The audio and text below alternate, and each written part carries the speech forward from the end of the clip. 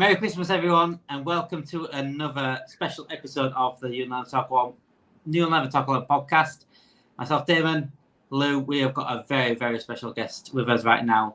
An actor from possibly the greatest Christmas film of all time. I don't know why he's cringing at that, because it really is. If we talk about, it's definitely up there in the top three. Home Alone 1 and 2 actor Michael C Maronna, who played Jeff Mac Allister in both the Home Alones. The proper Home Alones, not the 3 and 4 or 5. I don't count them as Home Alones, but still, the originals. Hey, if you are enjoying this podcast, there's some things you can do to help. Leave a review and rate it 5 stars. Share with your friends, family, colleagues, and head over to our YouTube channel if you want to watch the video version. Now, on to the rest of the podcast. Michael, first and foremost, my friend, how are you? How are you doing? Thank you. Thanks, Damon. Thanks, Lew. Thanks all for having me from this side of the Atlantic. I'd like to think the Mac Allisters were an Irish family, that maybe they went through Liverpool, or maybe they just headed right over. They now play for Liverpool, my friend. They now play for Liverpool. Oh, Gary Mac was spelled differently, I think. Gary Mac. I'm talking Alexis Mac Allister. Ooh, his brother as well, right? And his brother is Kevin Mac Allister. Yes, it certainly is. Yeah, we have to trade. We have to trade brothers. You was the original Alexis, weren't you? In the original films, you were the original Alexis, the brother of Kevin Mac Allister. When I played, first got over here, this part of Brooklyn, and started playing soccer, they would always call me Lalas. They would always call me Alexi Lalas, because I look like that sense, player. Oh, there you go. Oh, that player makes sense. Lew, how are you doing, mate? Less red hair now. Yeah. Hey, Lew. I'm good, thank you very much. Yeah, I'm all right. I've started drowning my sorrows after yesterday, but no, all good, all happy. Just looking forward to today's show. To be honest, I'm actually really, really excited. It was a long day yesterday, wasn't it, boys? It was a long night yesterday. Absolutely. Also, it was a longer day for you, Michael, because you're 5 hours behind us. So another 5 hours of probably of suffering after yesterday's match. We're going to go to yesterday's match a little bit later on, but first, Michael, why Liverpool? I had started watching soccer as probably because more people got cable TV, and I was actually able to watch more Premier League stuff. And then right as they won the triple, I just kind of became aware of it as they started having a really good team in 2000 and 2001 was just when I started watching soccer. So I don't know, those old connections like Heskey and Gerrard and Michael Owen, like those were the players that I really dug in that time, and it just stuck with the team. Then they won the UEFA Cup, and I was like, oh, I watched that part. And I was like, oh yeah, these guys are on to it. That's when we all started watching, was when we started winning stuff. But I mean, to be honest, it's interesting to me because for fans of the club who are obviously across the Atlantic, and it's one thing that always stands out to me is there like such a big difference in British sports fans and American sports fans? Like, how big's the contrast of sort of, fans of like maybe the NFL and British fans of the Premier League? What's the biggest difference between the fan bases, do you think? In the last 10 years, say the Mets, one of the baseball teams here in New York, have developed this like traveling fan club that pays dues, and they all sit together and they give out T-shirts, and you've sort of seen this fan culture develop here that I think definitely took its seed from the European football culture, traveling to away games and stuff like that. They realize as they go in, as these sports teams owners, like a lot of them own more than one team. Like statistically, they own more than one team and more than one sport and more than one franchise. They see eventually how the European traveling, support is, and how they want to harness that, or bring that here. You mentioned Heskey and Gerrard and Owen earlier. Who is your favourite player of all time of Liverpool? Oh gosh, come I remember watching that Gary McAllister goal from way out, that free kick, that sneaky free kick, and thinking like, that. But I gotta say, Steven Gerrard. We know my son's favorite. Yeah. My son's favorite is Mo Salah. My son's favorite is Mo Salah. Is it nice to see then your son picking up that Liverpool love the way you have and just run with it basically? I had him convinced at a certain point during the season when they barely lost that if we watched the game and held the red Liverpool soccer ball, that they would win, that they would eventually score a goal. And we were right almost every single time. Like, we just kind of missed the games they didn't. That one West Ham game, So I had him convinced for quite a while that particular winning season that it would always work. And so he's kind of tried to apply that. I kind of reminded of him sometimes. It worked. They tied it up against Man City the other week, so it still worked. How big is the Premier League in the States? Because obviously because we live over here in the UK, we're sort of desensitized to how big it is. But for the rest of America, like, how often does it come up in conversation? Because I know the NFL is becoming quite popular over here as years are going on. Is there quite commonly discussions about it, or is it something that still very few people take interest in America? Maybe I work in more male-dominated field, doing lighting, but a lot of the guys that I work with have a preferred soccer team. They usually have a favorite premier team. It's not usually the MLS teams that set people on fire. Occasionally it is. Like, there's some people who are just like overall soccer enthusiasts, but I feel like just Premier League soccer is a bit more popular here than the local soccer, unfortunately. Although they've done their best to sort of get the youth into it more.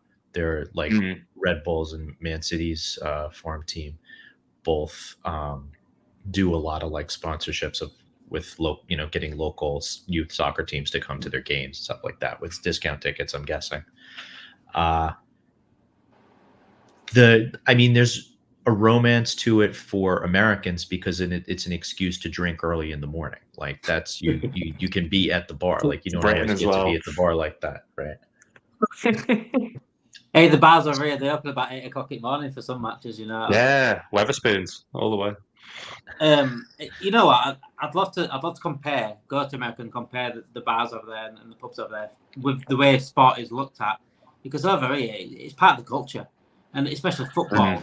I live in New York, and I still haven't been to Carragher's bar. Carragher's bar is supposedly pretty close to here, and that's supposed to be a good place to watch a Liverpool match. Yeah, is there many British pubs over there for you to have you been in one to have a feel? I don't know, you're not going to get that full feel of what it's like over here, but still.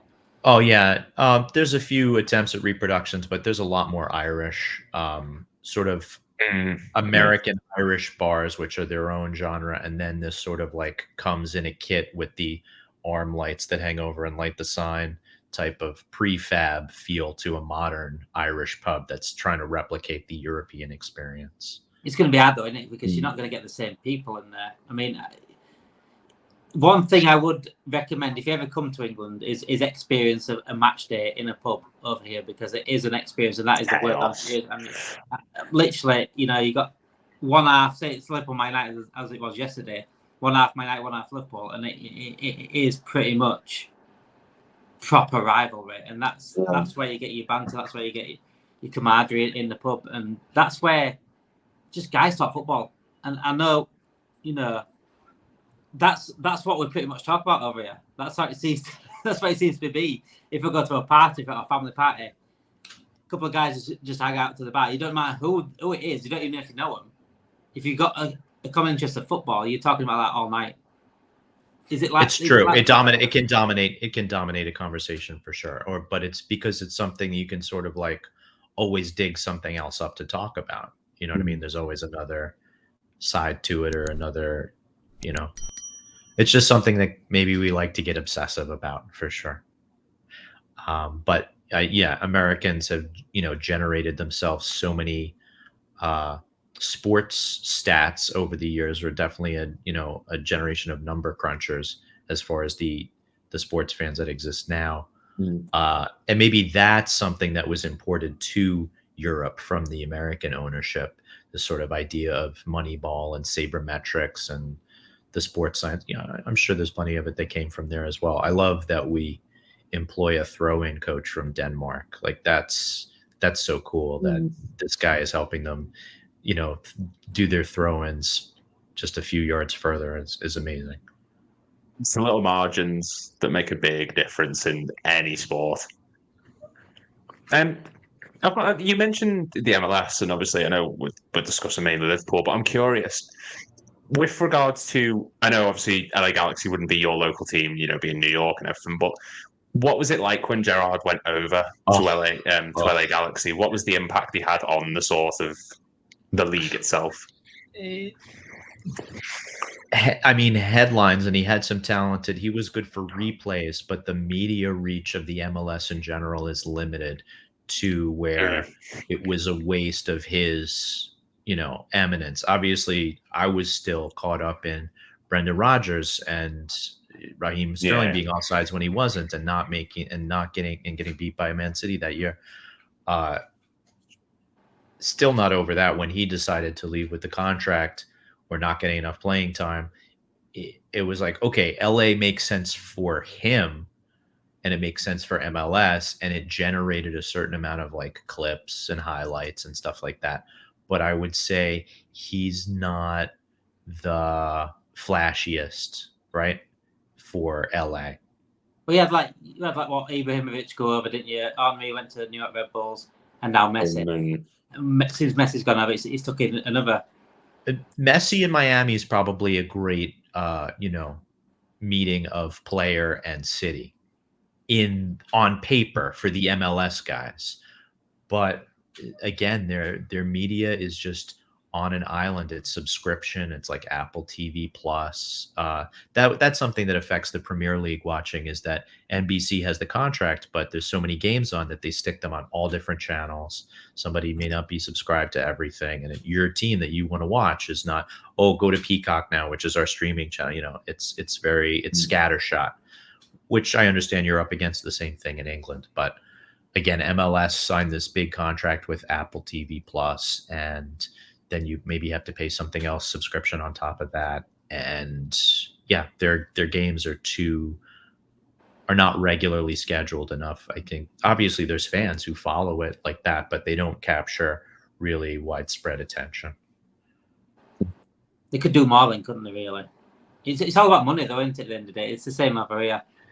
Their NFL owners were a lot of the initial MLS owners, and they don't want to compete with their own product. That's why MLS has the season that it does. I mean, it's kind of stuck. You already have baseball season and football season, so they really don't, plus hockey, plus basketball, you don't perceive really a space in the calendar.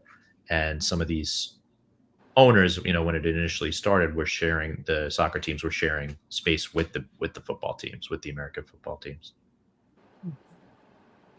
Yeah, there's a very high saturation of sports in America, and it's, like I've said, a lot of it's starting to come over to our country now. Is there any particular Liverpool players that are in the squad currently that are big in the States? I know Mo Salah's worldwide famous, but is there a particular one who everyone in America, even if they don't follow the sport, still knows about them in the same way? As someone who doesn't watch basketball, I still know who Stephen Curry is, Stephen Curry. Sure, maybe Steph's place could be analogous to Trent in that he's a young, good-looking, talented, plays for the national team. You know what I mean? He has those. They have those attributes in common. It would be expected to be more, but I feel like you'll see maybe Mac Allister, because of the World Cup, catch a little bit more heat in America. Like that's somebody, and of course the Home Alone connection. That may,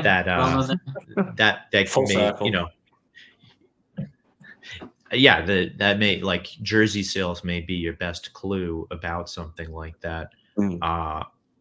I would say probably that's because they just let go of. I would say Bobby Firmino would be right behind him. You know what I mean? Like just as a loved player, but maybe that's a personal bias. Like, just because of his length at the club and that type of thing. Like I would think that he would be, and Mane. But they lost. I'm just thinking they lost a lot of key players in the last 3 years. Big question, Michael. Have you got a Mac Allister shirt? I have not. That's not a bad idea. I have got a Gerrard shirt. You need a Mac Allister shirt up above you, right? That's a great idea. Framed and signed by the man himself. That's exactly what you need. Gary Mac and Alexis. Get them both, and then Jeff in the middle. Yeah. Right. Jeff in the middle. It would be a trio. Going over the years, then, Michael. Obviously, we're only starting to see a little bit more success under Jurgen Klopp coming in as Liverpool manager. It's been a tough few decades, hasn't it, being a Liverpool fan? Obviously, you said 2001. Since then, we won 2 Champions Leagues, only 1 Premier League in that time. A League Cup with Lucas. A League Cup. I mean, we went through before, didn't we? Like, I always bring out this FSG thing. I don't know if you know that I'm not a big fan of FSG. You're not in the out camp. I mean, yeah. He's in the something camp with FSG. No, I'll tell you that now. No, I was gonna say I would say like it just felt like you were wasting Steven Gerrard's best years, just as they were sort of like the guys who bought Hickson, Gillett, whoever those guys, the ownership before FSG. Yeah. Like it just felt like they were wasting it. Like Stuart Downing. Stuart Downing. You bought a guy because he scored 1 great goal against you. And that worked. That worked for City, for Tevez. You know what I mean? Like they pulled Tevez off of United and strengthened themselves at the same time. But Stuart Downing was not a threat like that. You know what I mean? Like they just bought him on the basis of, oh wow, that goal he scored against us looked pretty cool. So going over the decades, then, Michael, it's nice to finally have a decent manager, a decent team. Challenging for the title finally, but we're still like one off Man United, aren't we? 20 titles. Like we've literally only won 1. Even with Jurgen Klopp, we've still only won 1 title. Do you think that's coming soon? That 20th? I mean, that's why we watch, isn't it? Well, I have to believe so. Yeah. You've got to have some belief. But it's Christmas. Yeah. Isn't it? When can you believe? Yeah, I mean, yes, obviously Jurgen got a shiny new pair of chompers at some point. He's got a great smile. He's very optimistic. He's a psychology major. Does the ads for the non-alcoholic beer. I'm in. I'm down. I'm with the project. I understand that it's a collaboration between the people who pay for things and him, and it's not always, it's not the dream, setup scenario. Collaboration all the time. They had it good with Michael, the previous sporting director, or Michael Edwards. And I'm going to go back. Actually, we're going to play a little game in like a few, a couple of minutes. But quiz the Yank. Sure. See if he's a Michael Edwards was one of the people that I had in mind in terms of what's been brilliant for Liverpool in the last decade or so. Sure. The match happened yesterday. I don't know if you watched it or not, but I'm still quite I watched it live. I was lucky enough to have that one because they scheduled it well for the New York market, where it was on the Spanish channel and on one of the main channels here in New York. Was you underwhelmed of the way we were? Because I'm still a bit unhappy about it, to be honest. I think it might take a week to get over, but Nunez has stumbled lately, but they've still found a way to win. And it was kind of like they didn't get scored on, so they didn't feel that fire lit under their ass, especially at Anfield. Sort of like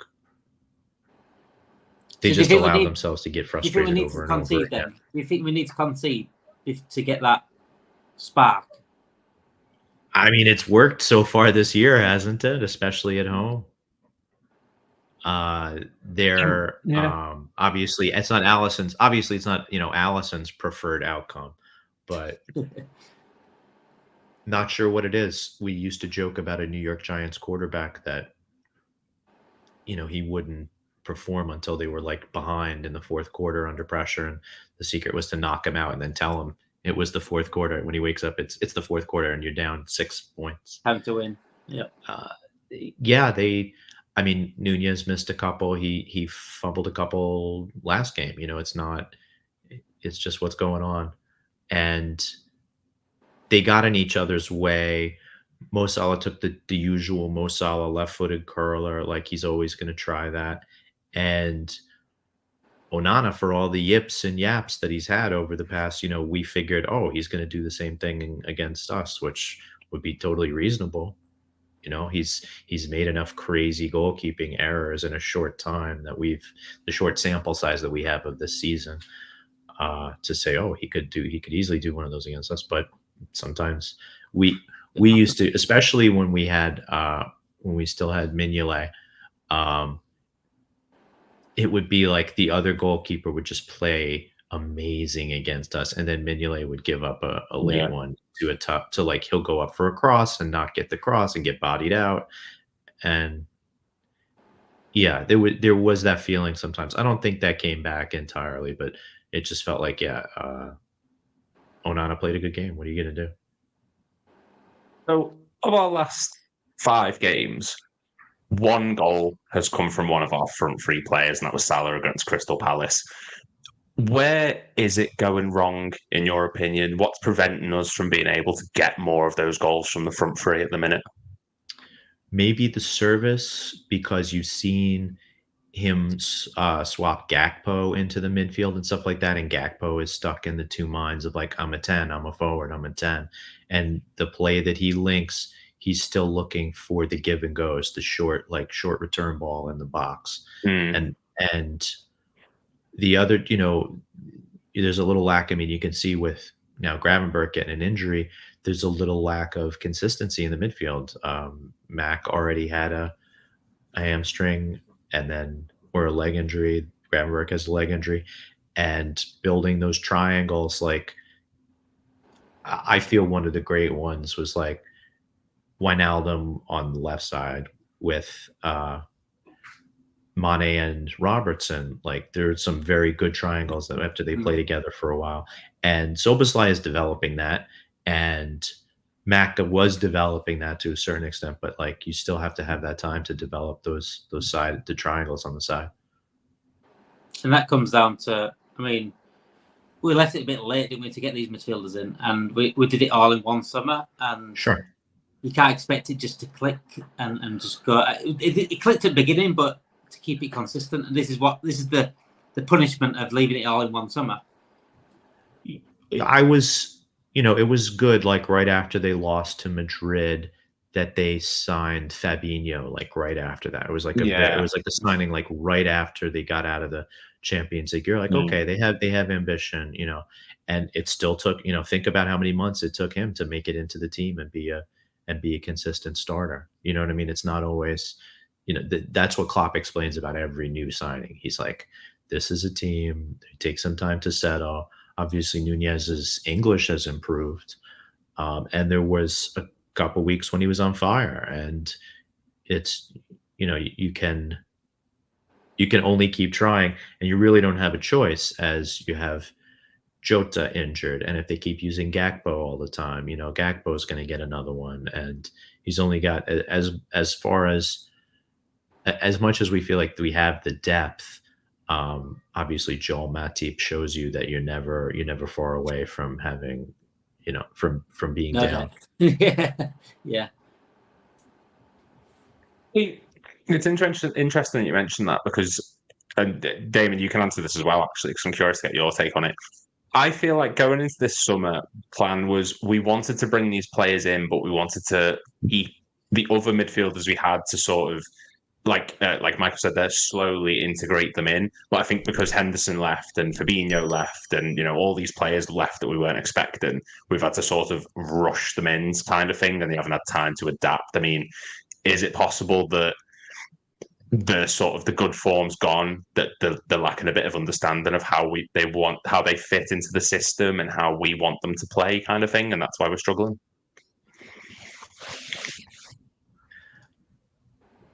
There, you answer first, I'll answer second. Go on. There's the example of Carvalho. You know what I mean? Like him scoring against Newcastle was like, wow, but I don't think he really totally grasps the system yet, and that's why they sent him out on loan. The Elliott is another. It's like when he scores to win the game, to tie up the game against Crystal Palace, that's a different animal. Is he a midfielder? Is he a forward? Is he too much of a lightweight? He's not gonna.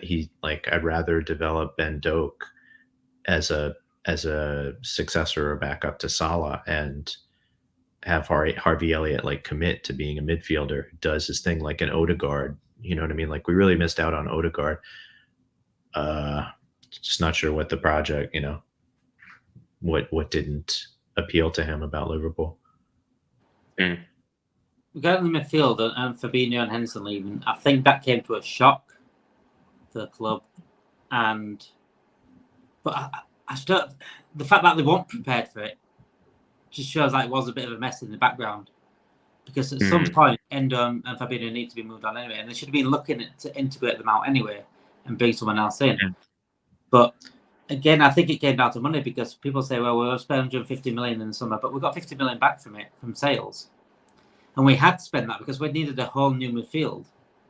Kind of like the Torres situation. You know what I mean? Yeah. They knew that they could charge you more for Andy Carroll or for whoever because you were getting, because you just sold your big striker and you need another. Exactly that. And I don't think we'd have got Gravenberch. If I'm honest, if we didn't sell Fabinho Endo for 50 million, I don't think we'd have got Gravenberch. And for me, it shouldn't have to be that way. I think Gravenberch should have been on the list, got him in. I'm going back to number 6 again. Not getting a DM was a huge mistake. Huge mistake. We messed around with Lavia all summer. Made some sort of fake bid for Caicedo last minute, even though he'd already decided to go to Chelsea, which was just ridiculous. We could have got Agate to start the transfer window. I just think it was just a poor plan again from Liverpool's recruiting staff, and it's not been the same since Michael Edwards has left. If I'm honest. Julian Ward now got a temporary sporting director, and for a big club like Liverpool, it's quite embarrassing that we've got a temporary sporting director. It shouldn't have to be that way. This should have been sorted out ages ago. And I'm going into January now. We need a centre back for Joel Matip, and we need it. I said it last year. We need at least 2 or 3 centre backs anyway because Joel Matip's going to be moved on. Kanate's injury prone. Brilliant like Quanta's come through. So that probably takes one less centre-back needed because of his emergence. But still, Kanate's injury prone. Matip's going to leave at some point. Gomez is injury prone. We've got to prepare for these things. Nat Phillips, Damon. He's the best. You are forgetting Nat Phillips. I'm not forgetting Nat Phillips. Let me put that out. I'm not forgetting Nat Phillips. Just because one Cruyff turn against AC Milan doesn't make me forget that he's not good enough for Liverpool Football Club. But Konate's turn in the box yesterday wasn't bad at all. It's just that he kicked it right at Onana. That he could have been the hero of the. That was but he showed more composure than Nunes. Yeah. I said it in the chat. He showed more composure than Nunes at that point. He just couldn't.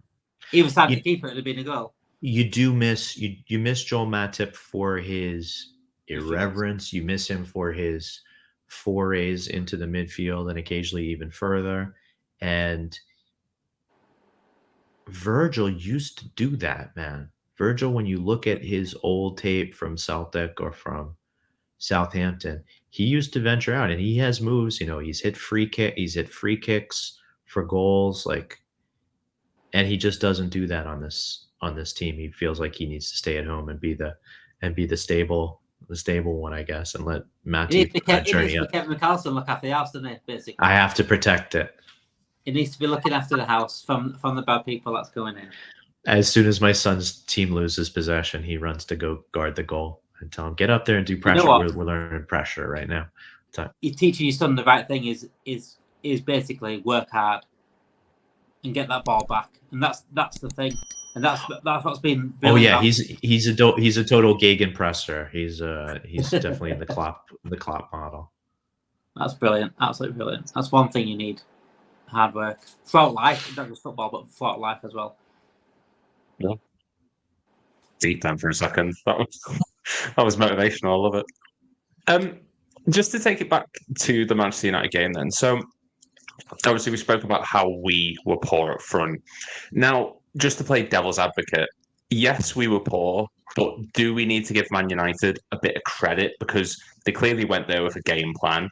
They clearly didn't have much intentions of attacking. Is it a case of we were incredibly poor, or is it also a case of Man United just set up perfectly and got the result they wanted based on their game plan? It was like David Moyes United. 5-4-1, you know what I mean? 4-4-2. Yeah. And it was very Tony Pulis, wasn't it? Yeah. And of course you'd be so pissed. Like I say, if Mignolet was here, of course you'd be so pissed if McTominay scores a goal in the last freaking second on a breakaway, something like that. Like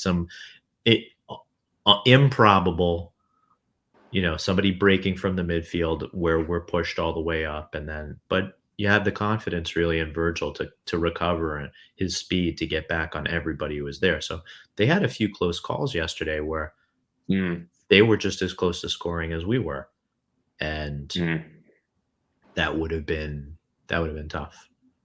I don't think I've been doing this pod today, if I'm honest. That would have been absolutely no. Yeah, interviews cancelled. I'd have been absolutely. I wouldn't have been talking to. I'd have probably just put my phone on airplane mode, if I'm honest, for a few weeks.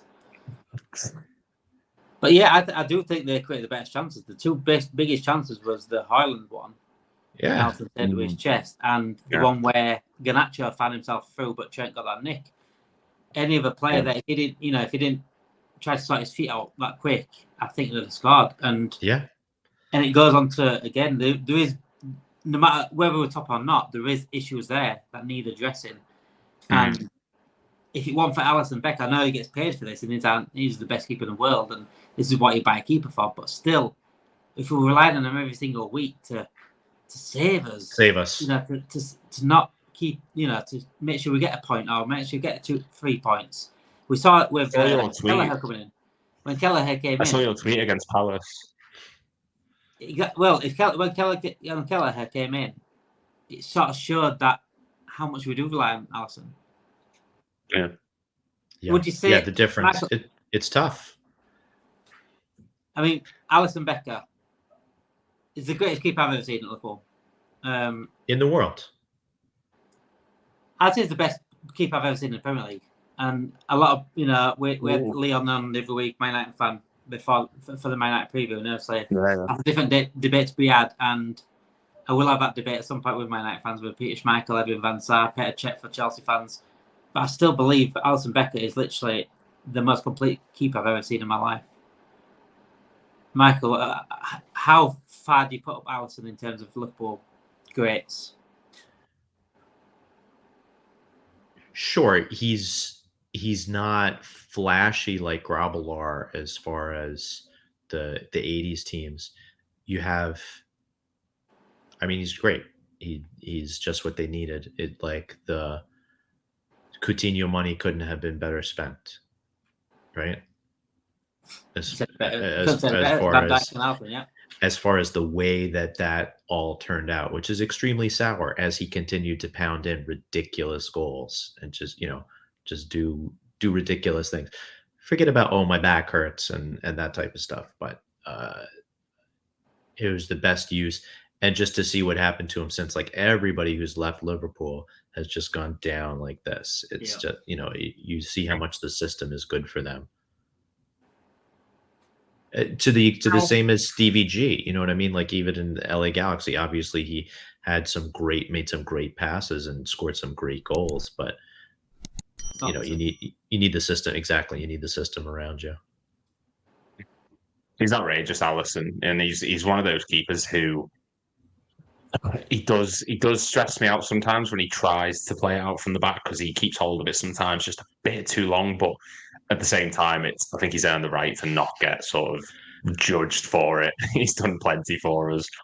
I want to touch on Trent because before the match, everyone was saying, right, we want to play him in midfield. We want to see him in a number 6 role. We want to see him there. We moved him there yesterday, and it felt like when we moved him into midfield and Gomez at right back, that's when things started to really sort of not unravel, but United were getting chances. They were a bit more dangerous. Was that the game really to be testing that theory out, even if we were struggling to create chances? Because if we'd lost that game, all the criticism would have been on Trent. What was your thoughts on him moving into that midfield role? I'm excited to see it, and teams have always attacked the defensive right side anyway. I mean, Robertson left holes as well when he was healthy. Both of them are very attack-minded fullbacks. It's always a place that they're going to target. No matter who's there, he's going to want somebody who overlaps and who pushes up with the triangle to make an attacking, a fourth attacking midfielder, basically. So it's more about the English disease of over criticizing people who play for the national team and over criticizing people who are native English, because there's like this double scrutiny. And I don't read a ton of Premier League coverage, like the Liverpool Echo and, the very pro rah.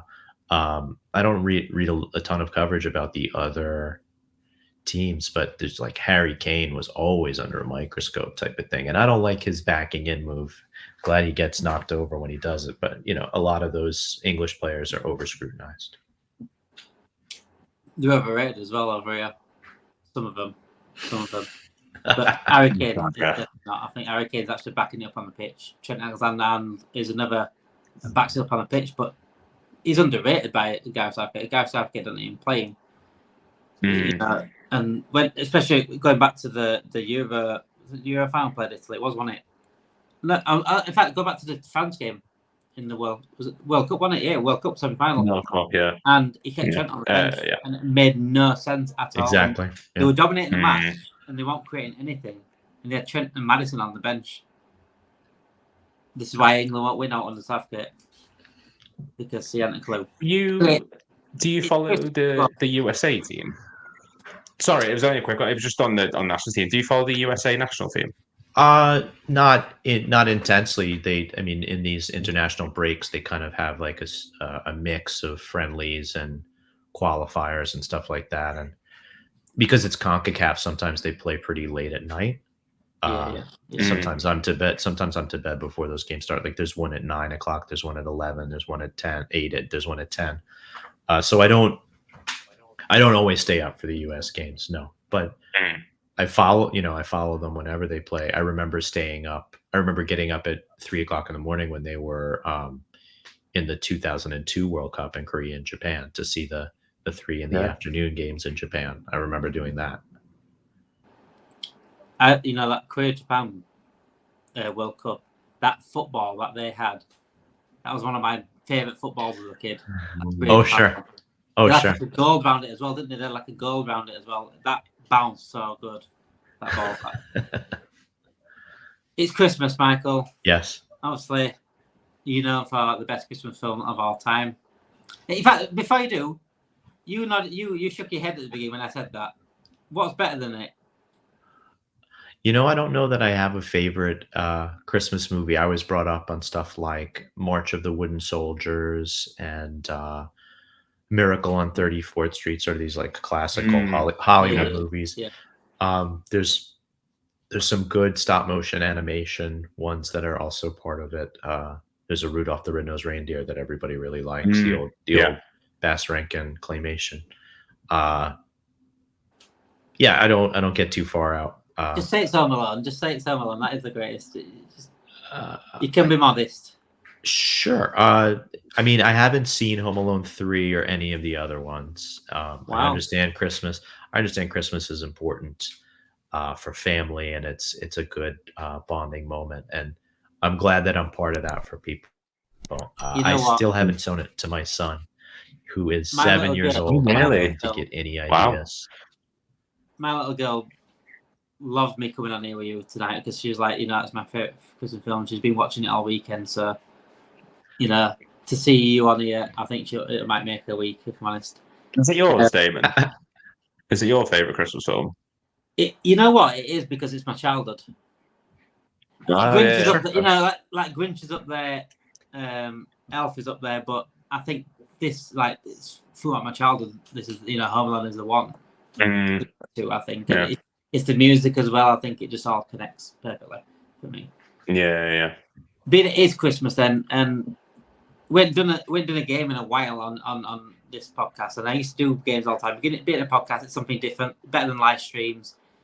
Mix it up a little bit, keep it fun, and being at Christmas, I thought I'd give me your 5 favourite gifts at Liverpool. And what I mean by this, your favourite moments, being a Liverpool fan, your favourite player, possibly, your favourite manager, your 5 best things about Liverpool since you've been growing up. It's tough to rank them, so I just kind of have to list them. Break it down then. Let's talk about favourite moment. Sure.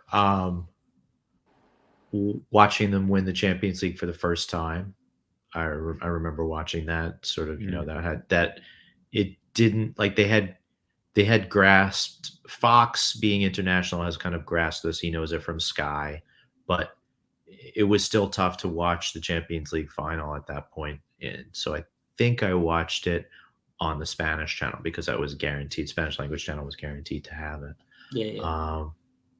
But I remember watching that in my middle room in my railroad apartment and knocking something over, being in a chair that tilted back and knocking something over at the right moment. That was definitely up there. I think I remember that like it was yesterday. That night, I was 16. I had a GCSE exam in the morning. I was known as that Liverpool fan at high school that got in everyone's known. I was the Liverpool fan. It's like I got all the people that mocked me and things like that, and I give it back. Petty as I was, I took my Liverpool flag to school the next day for the exams, waved it in everyone's faces, and that moment, I never thought I'd dream. We talked about earlier about not having that success. About some like 2001 where we won 5 trophies. That moment right there was an absolute proud moment of being a Liverpool fan, and it showed why you got to keep faith sometimes, because that AC Milan team going into that Liverpool team, it was miles apart in terms of talent. Even looking back at the AC Milan team now, you're like, how on earth did we win that game? Apart from Gerrard, how on earth? Seriously, that team was unreal. Yeah. It's true. The Kaká was like icing on the cake for that team, man. He was just amazing. Yeah. Clarence Seedorf and Pirlo, and it was just that was an unreal team. So you said your favourite player earlier, so we'll count that as 2 best gifts so far. Your favourite player is Steven Gerrard. What about a favourite current player? I'm ready for Szoboszlai to win my heart. But it's got to be Mo Salah. I'm ready for him to win my heart, but it's got to be Mo Salah right now. I was actually a big fan of Robertson. You know how spunky he is. As a Scot, that's nice. The Republic of Ireland does not consistently produce like top football players as much as the English and the Scots do, for whatever reason. They're just the national. You can see the success with the national team, and so I would like to see more Irish players play at Liverpool, but Robertson as a Scot is a pretty good representation. Him giving Messi noogies on the field was just like obviously a nice one. So Lew, it would have been Firmino until now he's gone. He left, yeah. He was a cult hero, wasn't he, Firmino? I think no one really criticised or anything pleasantly criticised, but Firmino was one where it was a system, wasn't it? So You can't criticise the system. If it weren't for Firmino, I wouldn't have been able to play the way we are. Manager, I think it's a bit obvious one. He's probably the best gift we've had. Nobody ever says Roy Hodgson. You find one person that says Roy Hodgson. I bet there's someone out there. I will wait. I will wait while you go find one. I will sit right here. Klopp is probably the best gift we've had in like last 20 years. Easy. Maybe more, honestly. I think that Klopp's influence has been, and it's a big comparison. It's up there with the likes of like Bill Shankly, and he's up there in terms of what he's done. So it might be further than 20, if I'm being honest. Well, since I've been alive, for most, it's like the best thing that's happened to us since I've been alive. I traveled to the World Cup in 2006 in Germany.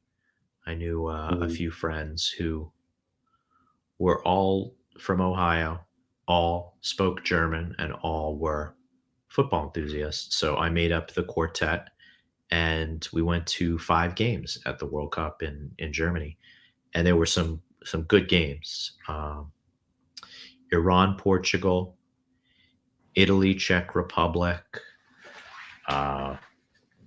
Went to the 3rd place game, which was Germany versus Portugal. And every time Cristiano Ronaldo touched the ball, everybody whistled furiously. The best game I've ever been to, which was Mexico, Argentina in the playoffs. That was an amazing game. That was the game that Maxi Rodriguez scored an amazing goal off of a corner kick. Like, it was a defensive header, and as soon as it went up in the box, you knew that he was gonna volley the shit out of it. So that was probably one of my favorite Liverpool moments, even though Liverpool wasn't there, because it was Maxi Rodriguez scoring this goal. And the 5th game was Brazil-Ghana, a playoff game, where would have been the U.S. if the U.S. had placed out of their group that year in the World Cup, but they had this terrible tie against Ghana, and Ghana went through instead.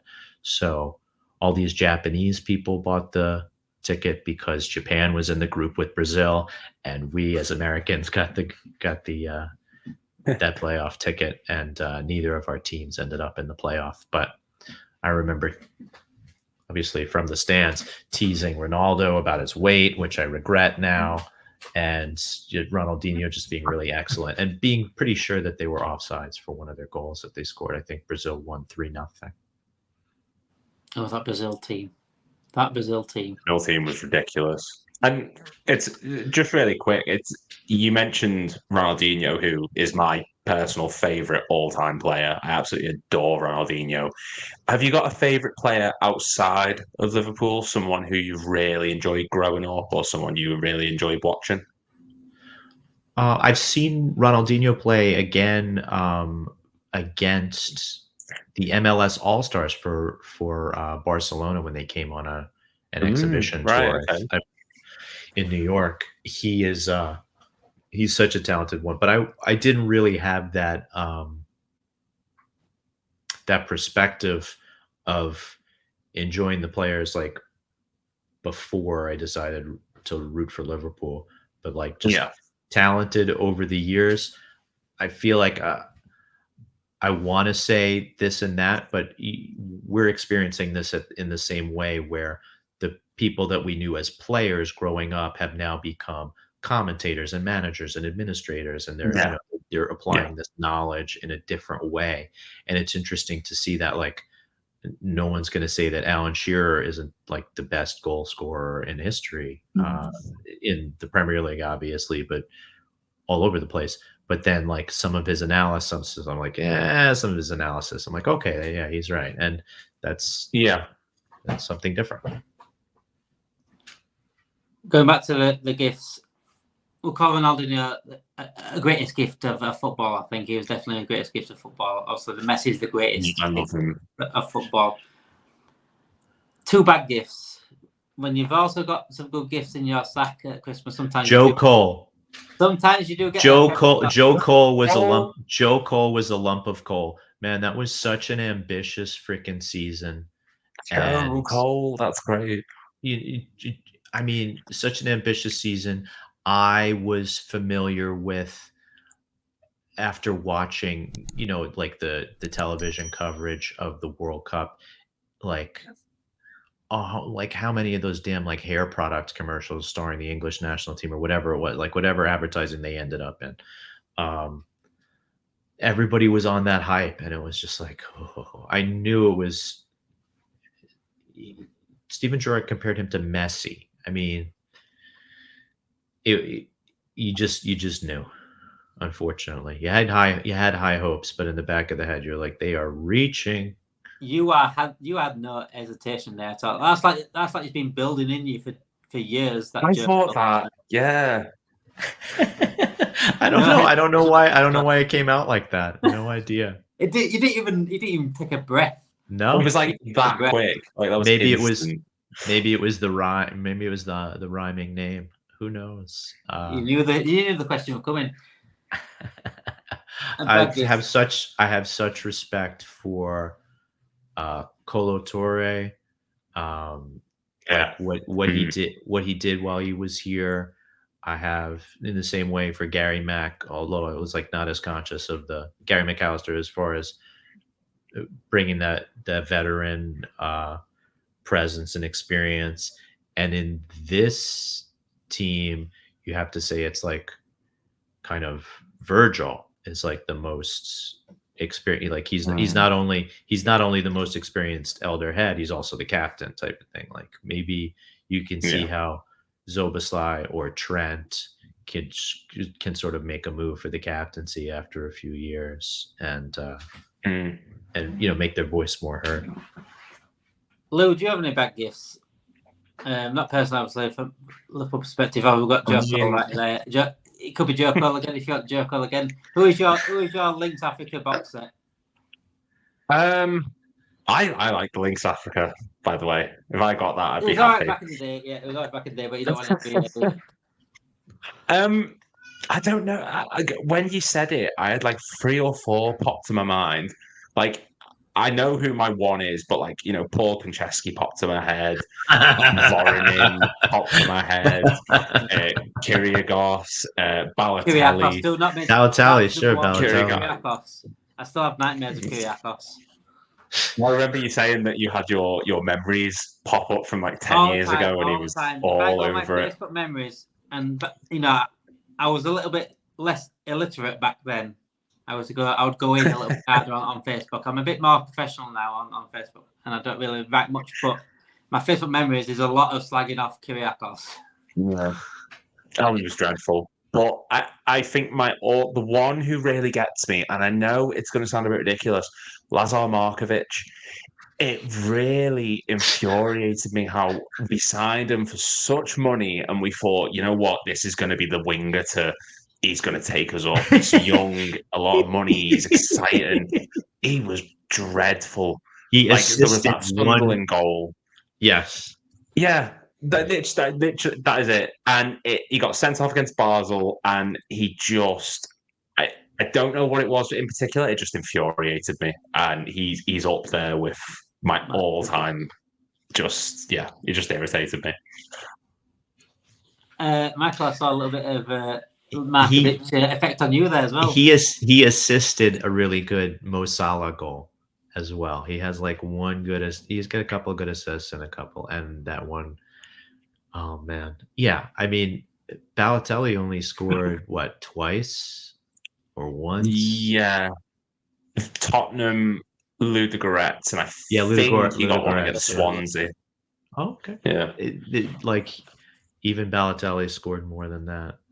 But it was like the absolute about face of Brendan Rodgers. Like that was the part. It was like, you guys need to be in sync. You got to be in sync with the front office. Like obviously his public demeanor being all about these sort of like mind games. And I would very much compare it to like President Bush's press secretary, Scott McClellan, was also like resembled Brendan Rodgers a bit, but was always like stingy with the information and took every question as an opportunity to attack.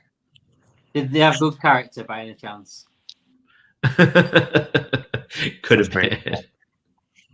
You know, a gift I was thinking of in recent years, and we spoke about him earlier, was Michael Edwards. I don't think that gift has been replaced. And we talk about Jurgen Klopp being a great gift, and your players like Van Dijk, but the work that Michael Edwards did was almost like Harry Potter level. Like the guy got 25 million for Ryan Brewster, about the same for Jordan Ibe. He got some big money for players to pay players. As well.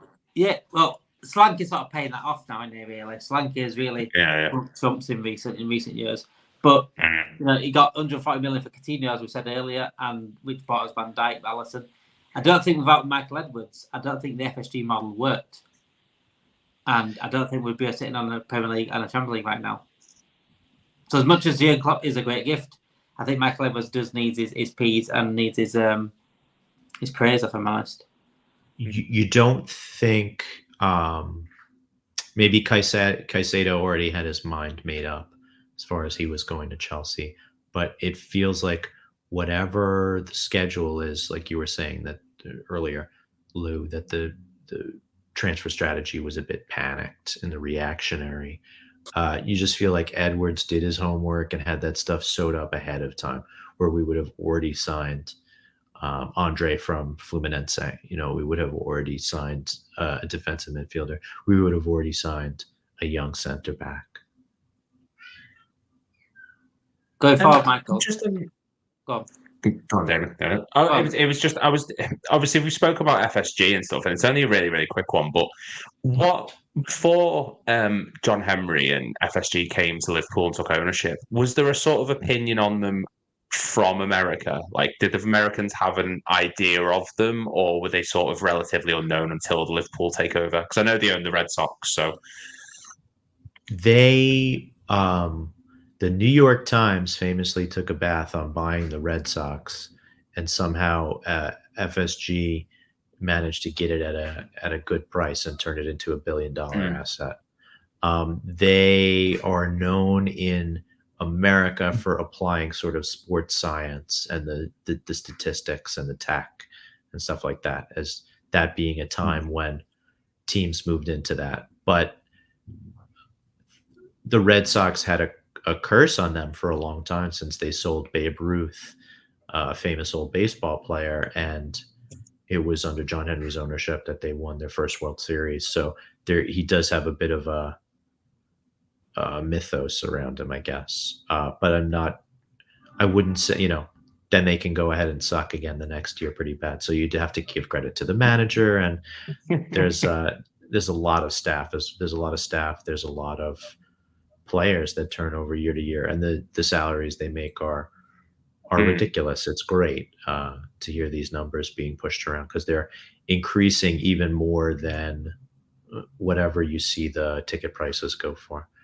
It's something's unsustainable about going to see pro sports.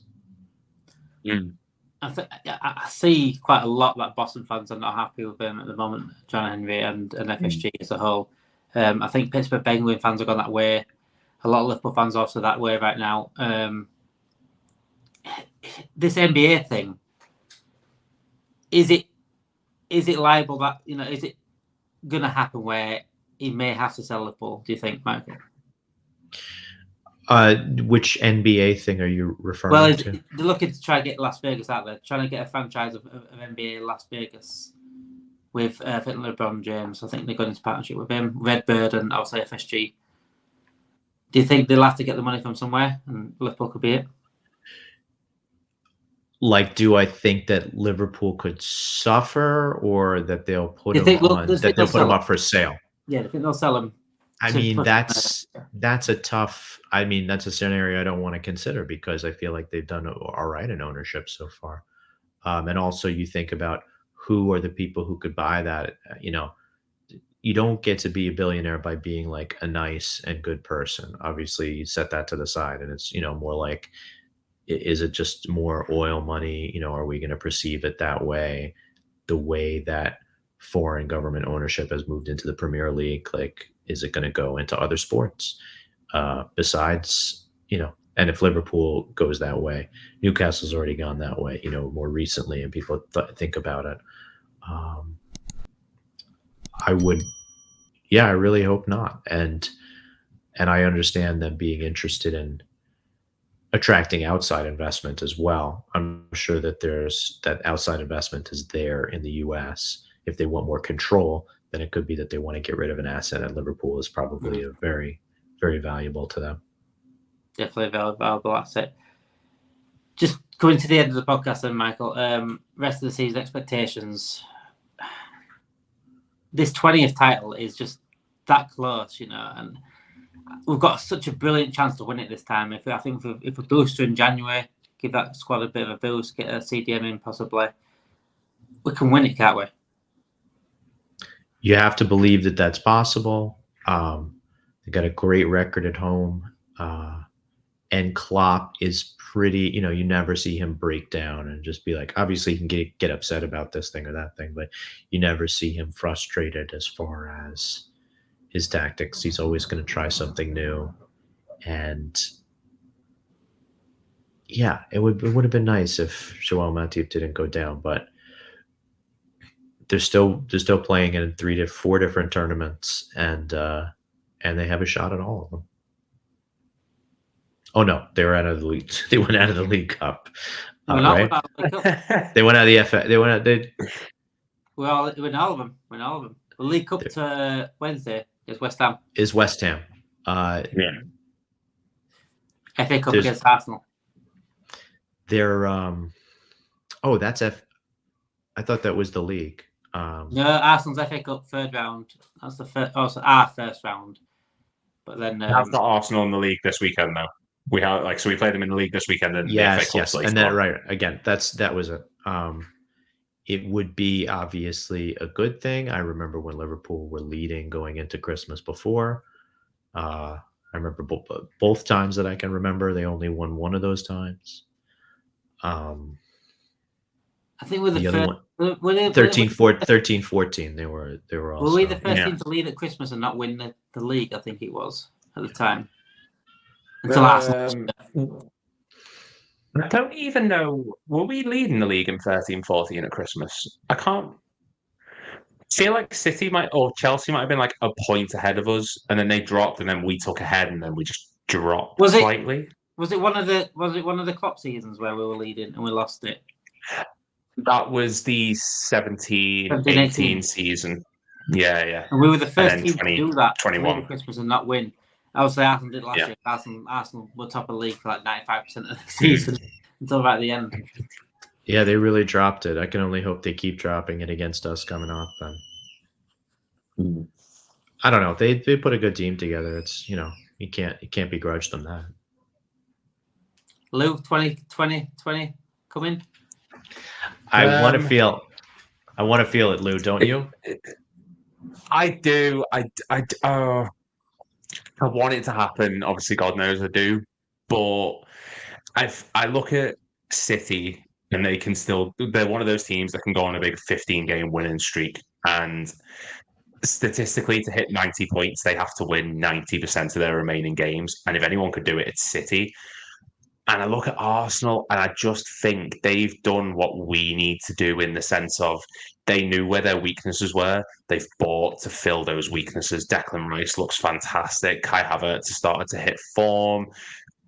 We have noticeable gaps, and the cracks are starting to show. So as pessimistic as it's going to sound, I'd love us to win the league, and we still could, but we need more luck than either City or Arsenal in that position, and I just don't think we're going to get that particularly. I think that's a good way to look at it. Now. Sorry, guys. I think that's a good, honest way to look at it. Honest, for sure. We need a little bit more luck. But, you know what? We're there. We're up there with them at the top. Also, we've got clear gaps. Yeah. The January transfer window is around the corner, but do I have any faith in John Henry backing Klopp to get that done? No. Merry Christmas, everyone. Which frustrates me because it's just there. It just shows a little bit of ambition in January transfer window, and we can make it 20. We can tie Man United. We can't hear them singing the song anymore. 20 times United. That's done. That'll be over with because we'll be winning the league before them again. So we'll be taking over them at some point. It would be great. Yeah. The greatest Premier League gift that you could have Sorry, not Premier League gift. Sorry, the greatest gift that you can have this Christmas, then, Michael. Obviously, nothing personal, just around Liverpool.